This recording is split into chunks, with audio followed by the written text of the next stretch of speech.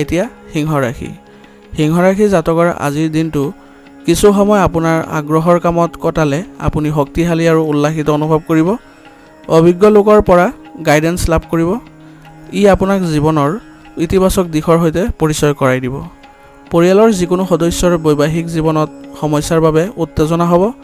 এই সময়ত ধৈৰ্য আৰু সংযমেৰে পৰিস্থিতি চম্ভালিবলৈ চেষ্টা কৰক।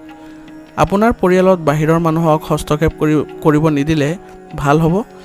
ব্যৱসায় সম্পৰ্কীয় কোনো সিদ্ধান্ত লোৱাত খৰখেদা নকৰিব আৰু নিশ্চিতভাৱে অভিজ্ঞ ব্যক্তিৰ পৰামৰ্শ লওক।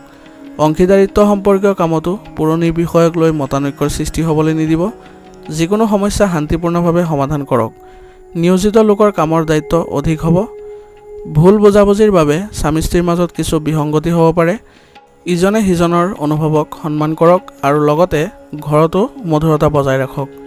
স্বাস্থ্য সম্পৰ্কীয় যিকোনো সমস্যা আজি বাঢ়িব